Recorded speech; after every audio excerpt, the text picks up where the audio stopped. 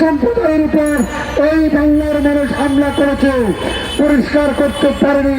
কারণ এই কারণে পারেনি, তারা যতগুলো গুজব ছড়াচ্ছে, তারা যতগুলো গুজব রটাচ্ছে, সবে আজকের প্রধান উপদেষ্টার কার্যালয়ে যে সমস্ত পেশিবাদী দোষর বসে আছেন, তারা এই গুজবগুলো রটাচ্ছেন। এই পেশিবাদী দোষরদের যদি প্রশাসন এবং উপদেষ্টা পরিষদের পর্যায় থেকে নাড়াচাড়া না দেওয়া যায়, তাহলে বাংলাদেশ নিয়ে অদূর ভবিষ্যতে যেমন ষড়যন্ত্র হয়েছে, সামনেও ষড়যন্ত্র হবে।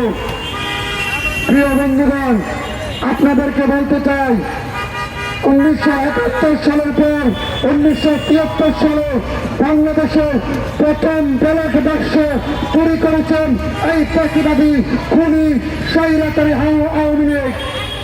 1971 সালের পর বাংলাদেশে যতগুলো ভোট চুরি হয়েছে, ততগুলো ভোট চুরি করেছেন এই পেশিবাদী আওয়ামী লীগ নেতৃত্বাধীন সরকার। তাকে অবৈধ সরকার বলে এই বাংলাদেশের মানুষ চিহ্নিত করেছেন। বন্ধুগণ, আপনাদেরকে বলতে ললিহান শিকার কলকাতার নিরীহ সেই দাদাবাবুর দাদিরা, ইতিমধ্যে আপনারা সোশ্যাল মিডিয়া দেখেছেন, সিলেটের ছাত্রলীগ আওয়ামী লীগ কলকাতা বেড়াতে গিয়ে তারা ঘুমন্ত অবস্থায় দাদাবাবুর দাদিদের দর্শন করেছে, সেই দর্শন মামলায় গ্রেফতার হয়েছে।